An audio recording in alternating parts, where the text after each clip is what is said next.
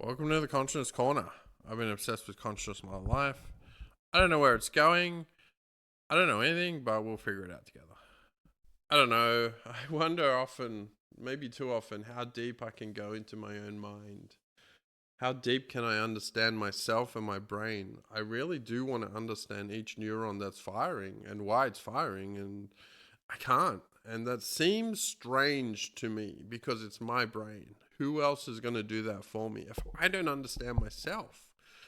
How can anybody else come along and say, I know exactly what's going on in your mind and your brain, and here it is, and here is the outcome, and here is the result? No, I'm sort of going through life trying to figure it out.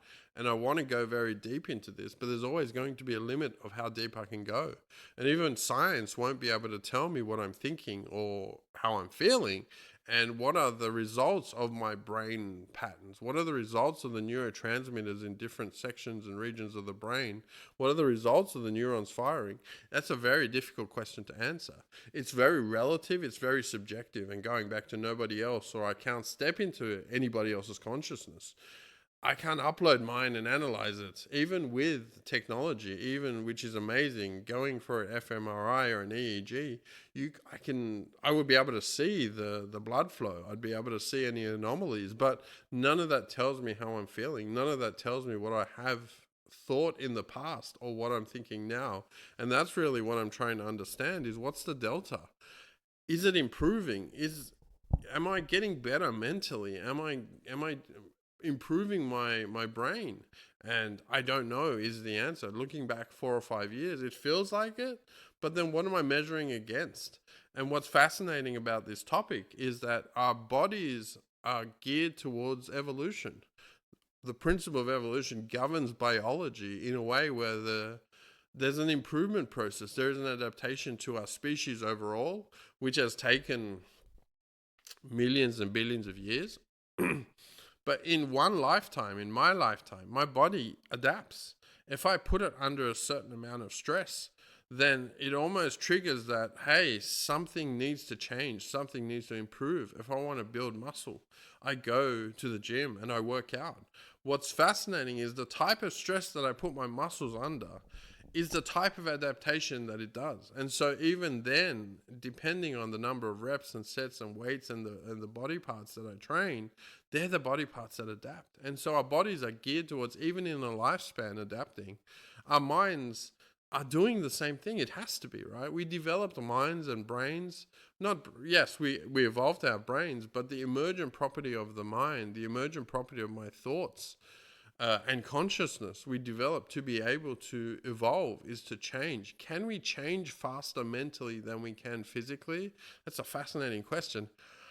I think we can. It feels like we have agency. What I mean is that I feel like I can wake up tomorrow and think something differently. Say I want to improve the way that I see myself, which is one of the big neuronal patterns that governed at least my life. How I saw myself 20 years ago is different how I see myself now. Has it gotten better? Yes. Objectively, I can say that. Why? Because I feel that. And feelings comes into a big part of what I'm trying to get to. It's got to be about feelings. And I don't say that lightly. Feelings and thoughts have been a philosophical debate. Which one should we? Should we be more rational? Should we be more emotional? In reality, it's both because they're intertwined in the brain. The brain doesn't differentiate between feelings and thoughts, they are emergent properties. We do with the mind and the thinking about what we're thinking about and thinking about how we feel. But if you look at the neuronal patterns and the way that they fire, it's all over the place. Evolution has built on top of previous generations, and there's a lot of overriding happening. There's a lot of neurotransmitters splashing around and taking control of different regions, which cumulates to how I feel. And so it's very difficult to separate the two. I don't think that one of the other ever goes away. I'm never in pure thought mode and I'm never in pure feeling mode, but I can, depending on where I focus. And this is where it's interesting. I seem to be able to focus my mind in certain areas and it kind of quietens other things. When I'm focused on a task or a general task or a problem, I can, or over the space of the last many years, trained my brain to quieten down the emotional center so that it's not firing.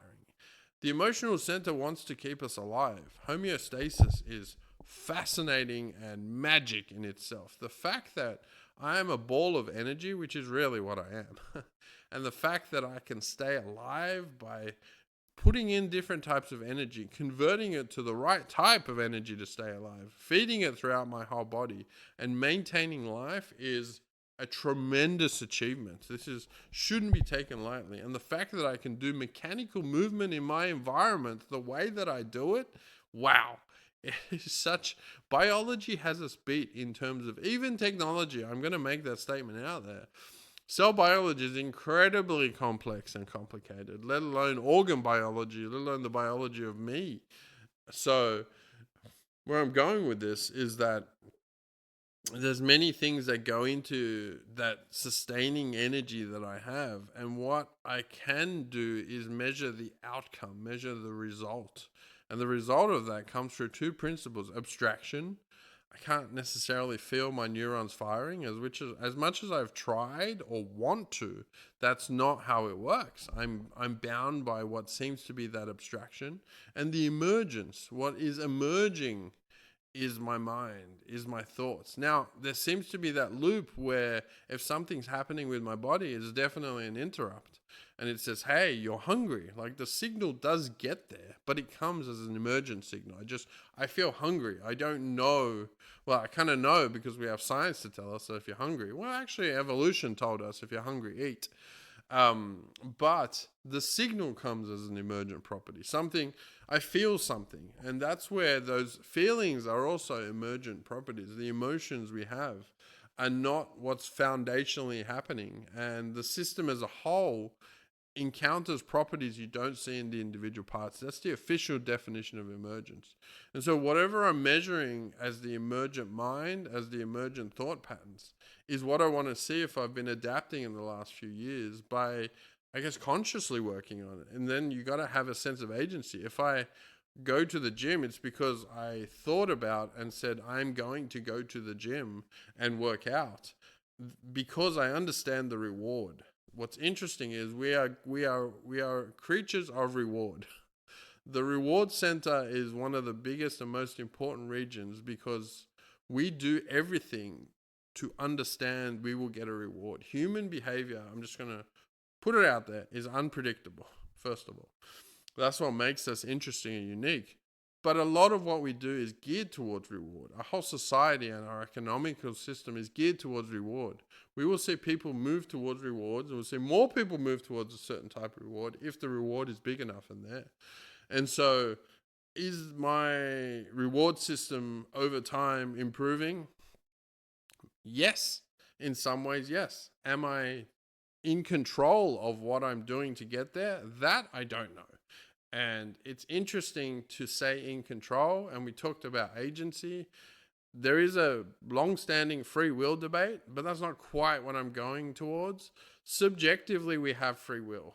Objectively, we may not, or I don't think we have. But either way, there is a boundary of these two, subjective and objectiveness.